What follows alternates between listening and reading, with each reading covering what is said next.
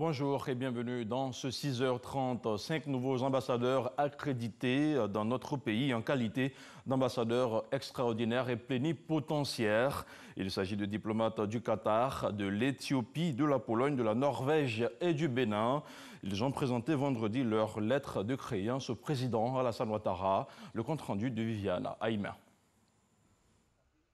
L'année 2019 démarre sur le plan diplomatique en Côte d'Ivoire avec l'ouverture de la toute première ambassade de l'État du Qatar en Côte d'Ivoire. Auparavant, c'est l'ambassade du Qatar au Libéria qui couvrait aussi la Côte d'Ivoire.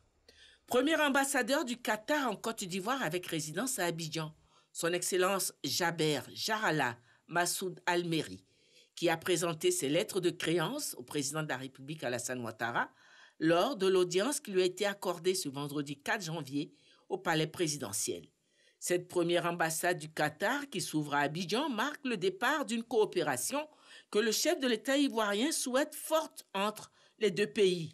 Et pour ce faire, il avait effectué 2 visites officielles au Qatar en 2013 et en septembre 2018. En retour, l'émir du Qatar avait effectué une visite officielle en Côte d'Ivoire du 22 au 23 décembre 2017. La coopération entre le Qatar et la Côte d'Ivoire est ainsi lancée. Le nouvel ambassadeur qatari a d'ores et déjà annoncé l'arrivée dans les prochains jours à Abidjan d'une délégation d'hommes d'affaires de son pays. Le président de la République a également reçu, lors des différentes audiences qu'il a accordées, les lettres de créance de 4 nouveaux ambassadeurs nommés par leurs États respectifs en remplacement de leurs prédécesseurs en fin de mission. Nouvel ambassadeur de la République fédérale et démocratique d'Éthiopie avec résidence à Abidjan, son Excellence Mouloujeta Zouedi. L'Éthiopie et la Côte d'Ivoire entretiennent des relations diplomatiques depuis le 5 mars 1966 et sont reliées par une desserte aérienne assurée par la compagnie Ethiopian Airlines. Reste encore à mettre en place la commission mixte de coopération dont le principe a été retenu lors de la visite du ministre éthiopien des Affaires étrangères à Abidjan en mars 2016. Nouvel ambassadeur de la République de Pologne près la Côte d'Ivoire avec résidence à Dakar, au Sénégal, son Excellence Madame Margareta Kasangana est le premier ambassadeur de Pologne près la Côte d'Ivoire à présenter ses lettres de créance au président de la République Alassane Ouattara. Nouvel ambassadeur de Norvège près la Côte d'Ivoire avec résidence à Accra, au Ghana, son Excellence Gunnar Andreas Holm. La Norvège et la Côte d'Ivoire, 2 pays unis par des relations diplomatiques depuis mars 1964 et qui entreprennent depuis peu d'activer leur coopération. Le Premier ministre ivoirien Amadou Gon Coulibaly s'était rendu à Oslo du 5 au 6 novembre 2018 dans le cadre de la rencontre sur le mécanisme de financement mondial de la santé. Il avait été reçu par son homologue norvégien. Nouvel ambassadeur du Bénin près la Côte d'Ivoire avec résidence à Accra, son Excellence Madame Adjouavi Martine Françoise Dossa.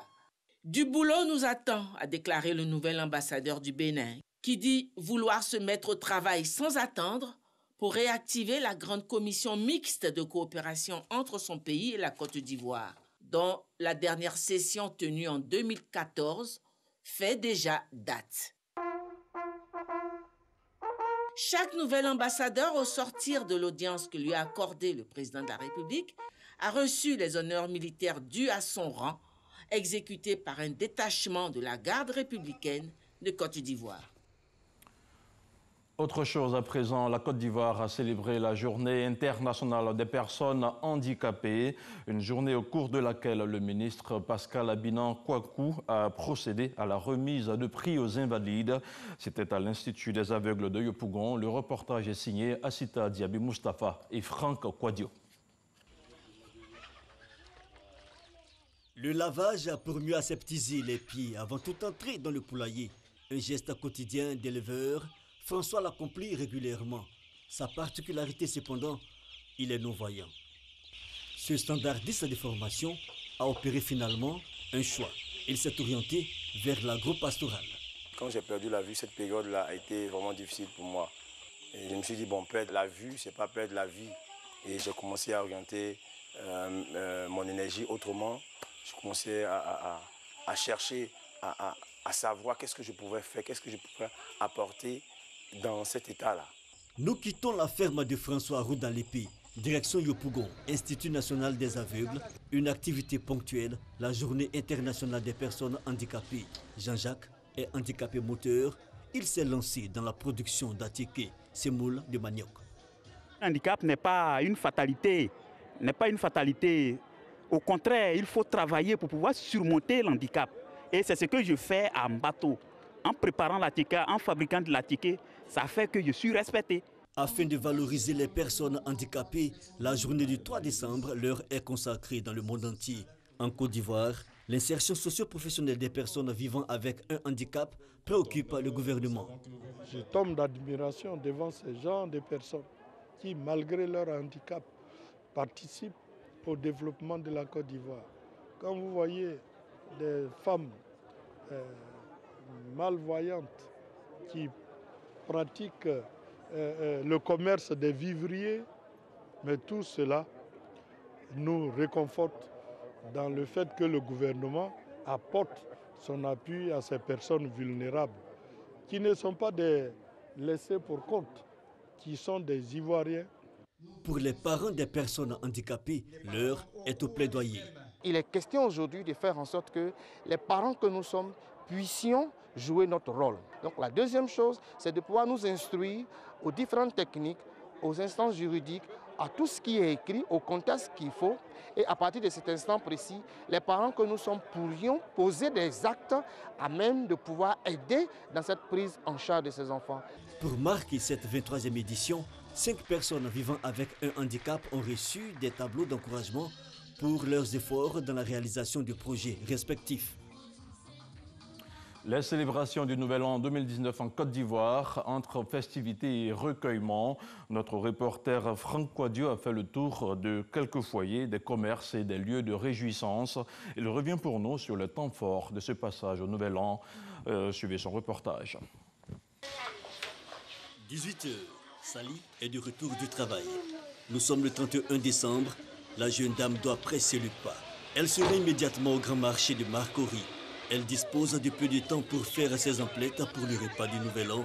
Une fois arrivée, marchandage du prix du poulet. Faut voir mon poulet là, c'est combien? 3 000. On diminue pas? Faut diminuer.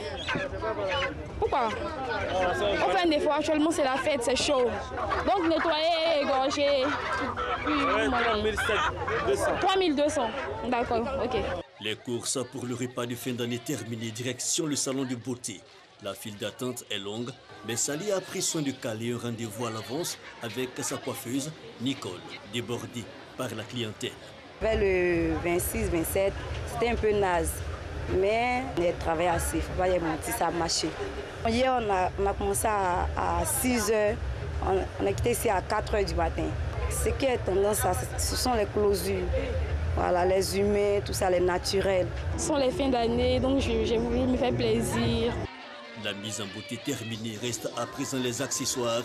Sali a prévu un budget de 50 000 francs pour l'achat de sa robe. Fini les courses, retour à domicile. Légumes et poulets rangés, la cuisine, ce sera pour le lendemain. Bon, demain, on va faire un peu de frites, accompagné de poulet. Peut-être un peu de foutou aussi, avec la sauce aubergine aussi. Tout un programme, un tour alors dans la cité. La nuit est totalement tombée. Ils sont plusieurs à aborder l'entrée dans la nouvelle année sous le couvert spirituel. Convergence vers les lieux de culte donc.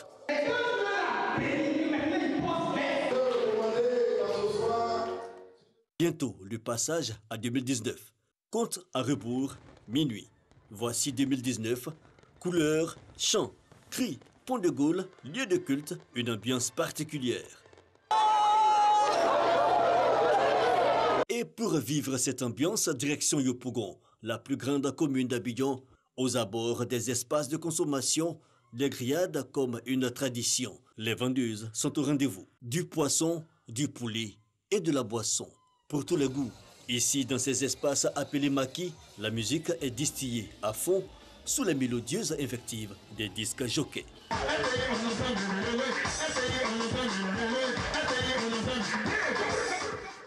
Artistes en prestation spécialement pour notre caméra, des noceurs dans le ton de la nouvelle année, Cette ambiance du Nouvel An est plus feutrée ailleurs. Une habitation un peu plus au sud du district, un orchestre en pleine prestation uniquement pour le plaisir des convives.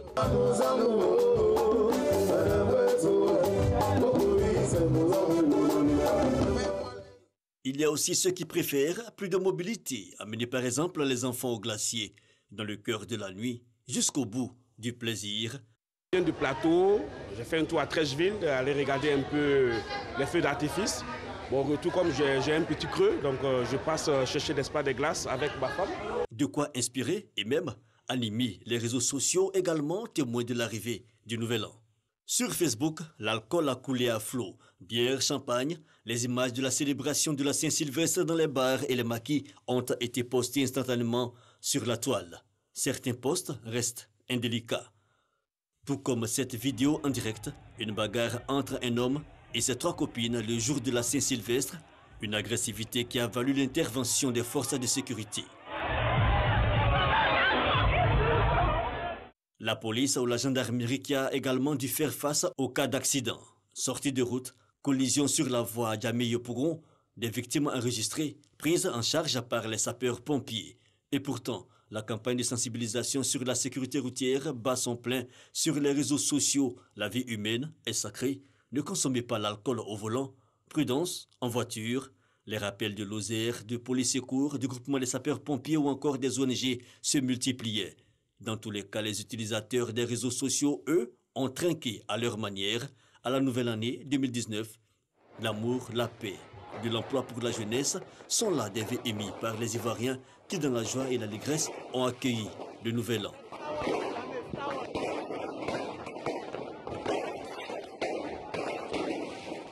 Et justement, les vœux, la litanie dans le décor de ce 1er janvier.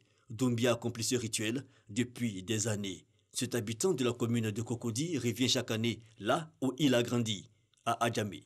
Puis, les déplacements en famille ou dans de grandes surfaces. Et aujourd'hui, je bénis le nom de Dieu parce qu'il m'a fait la grâce de sortir aujourd'hui avec mes enfants pour leur vraiment donner la joie, pour leur montrer que la nouvelle année, ce n'est pas tout le monde qui en bénéficie. Abidjan au rythme de la fête, mais tout faire pour éviter gueule de bois ou grosse fatigue, l'inévitable réalité, celle du lendemain. 2 janvier, Tourcy, des fonctionnaires à la tâche. Dans cette même commune, le plateau, des personnes âgées venues pour leur dossier de retraite, des anciens agents de l'État. Administration publique présente, mais un secteur informel à la traîne. Par exemple, le transport, Trècheville, transporteurs et passagers se cherchant à l'horizon. Aujourd'hui, là, ça ne va pas. Voilà, ça ne va pas. Il n'y a pas de clients, il n'y a rien, tu vois. Non. Actuellement, les gens ne sont pas encore sortis. Voilà, chacun est là. Une reprise lente des activités, mais une réalité qui devrait changer au fil des jours. Peut-être le baromètre qui justifie l'intérêt des populations pour les manifestations de fin d'année, chaque fois pleinement vécues par ces dernières. Et justement, avant la fête de fin d'année, une jeune fille de 21 ans a été mortellement poignardée par un jeune homme de 18 ans à San Pedro. Ce dernier tentait de lui prendre son téléphone portable et son sac à main. Les faits se sont produits avant la fête du Nouvel An. C'est un reportage de Sam Conan. Le quartier zimbabwe encore sous le choc. Saré Wale Estelle, 21 ans, venue du quartier cathédrale pour rendre une visite à son petit ami, dans la nuit du samedi 29 au dimanche 30 décembre, a trouvé la mort dans cette cour. Elle a été mortellement poignardée avec ce couteau par ce jeune homme qui voulait lui arracher son sac à main et son téléphone portable. Nous sommes tous abattus. Il faut dire que cette nuit-là, c'est un cri pressant qui nous réveille tard dans la nuit, aux environs de 3 h du matin. Je sors, je viens voir une fille couchée dans son sein. Il faut dire que quand je suis sorti, je n'ai vu personne. Je cherchais qu'il faut voir personne. D'accord, c'est ainsi que j'alerte en même temps la police. Alerté, le commissaire de police du 2e arrondissement et ses hommes organisent une traque, ce qui va permettre d'arrêter le présumé tueur âgé de 18 ans et l'un de ses complices, lui, âgé de 19 ans. Ils sont conduits sur les lieux du crime. On a passé devant la cour, on a vu, elle était assise là, on l'a dépassé. On a allé, un ami là, lui, on a allé l'accompagner chez lui là-bas. Au retour maintenant, Lui, il a pris sa route, il est parti chez lui là-bas. Maintenant, on restait 2 mois, mon ami, lui, on l'appelle Rond. Maintenant, lui dit, ah, la fille qu'on a dépassée là, en nos retours, elle peut-être n'est pas rentrée dans la cour là. On n'est qu'à rentrer en voie. Maintenant, lui, il est rentré devant. Lui, il a regardé, il a vu la fille. Il est venu, la fille avait un sac dans sa main, lui, il a tiré le sac. Maintenant, la fille dit que non, forcément, elle veut son sac. Lui, il n'a pas donné le sac, lui, il s'est arrêté au dehors. Maintenant, il a un portable. Ou moi, j'ai pris le portable. C'est là, moi, m'a saisi. Elle a commencé à crier. Les gens ont commencé à sortir. Donc, moi, en voulant m'échapper, c'est là, maintenant, il lui a poignardé. Il a poignardé sa poitrine 2 fois. Nous sommes venus trouver le corps qui était étalé par là, et déjà sans vie. Donc, aussitôt, nous avons recueilli quelques informations dans le voisinage et nous avons donc mis une équipe sur pied pour l'enquête. Ce qui nous a permis, après 72 heures, d'interpeller les présumés auteurs. Cette jeune fille, mère d'un enfant, qui voulait faire une surprise à son petit ami qui, lui, se cache en ce moment, ne savait pas qu'elle avait rendez-vous avec la mort. Les 2 individus arrêtés ont été mis à la disposition du parquet. Place à présent à l'actualité internationale. Après une fin d'année marquée par un reflux de mobilisation, les Gilets jaunes appellent ce samedi à une reprise du mouvement partout en France. Ils espèrent capitaliser sur l'interpellation médiatisée de l'un de leurs, Éric Drouet, mercredi à Paris, pour poursuivre leur bras de fer avec le pouvoir. Et puis sur le continent, au Cameroun, un haut fonctionnaire d'expérience succède à Philo Moyan. Ce dernier, en place depuis 9 ans, a été remplacé vendredi par Joseph Dion Ngouté, nommé Premier ministre d'un nouveau gouvernement remanié. Ce remaniement intervient 3 mois après la réélection de Paul Biya pour un 7e mandat consécutif à la tête d'un pays marqué par des violences dans ses régions anglophones. Voilà qui referme ce 6h30 de ce samedi. Merci à vous tous qui l'avez suivi. L'information continue sur RTI 1.